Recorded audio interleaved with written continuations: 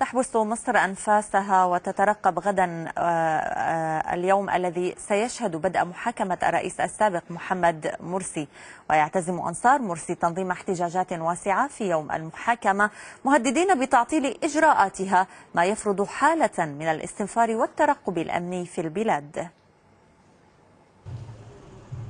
من السجن إلى قاعات المحكمة، العنوان الذي تعيش على وقعه مصر، حيث تتجه كل الأنظار نحو طرة، المنطقة التي تحوي كل من السجن الأشهر ومعهد أمناء الشرطة الذي ستجري داخله المحاكمة المرتقبة للرئيس السابق محمد مرسي.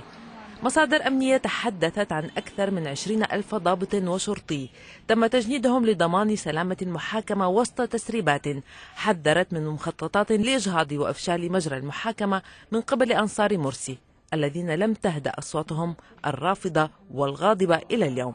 بالتأكيد وجود الدكتور مرسي في القفص سيكون أحد العوامل التي تزيد الشارع والثورة. انفجار موجة جديدة من أعمال العنف والمواجهات والقتل، سيناريو لا يستبعده ويترقبه ويتخوف منه الكثيرون في الشارع المصري. الهدوء الظاهري عن بعد على مشاهد القاهرة ينذر عن قرب بعاصفة قد تنفجر في أي لحظة. الفريق القانوني المعني بالدفاع عن مرسي أكد على رفض أنصار مرسي كما الرئيس نفسه للمحاكمة وعلى عدم اعترافهم بشرعيتها. قانونيا أكد فريق محامي مرسي على حضورهم جلسات المحاكمة للمراقبة فقط. هدوء تكتيكي من قبل القانونيين يقابله غليان شعبي لا يعترف بالخطوات التكتيكية. مش محاكمة، دي مهزلة. المحاكمة دي محاكمة باطلة لأنه أصلا ما بني على باطل فهو باطل.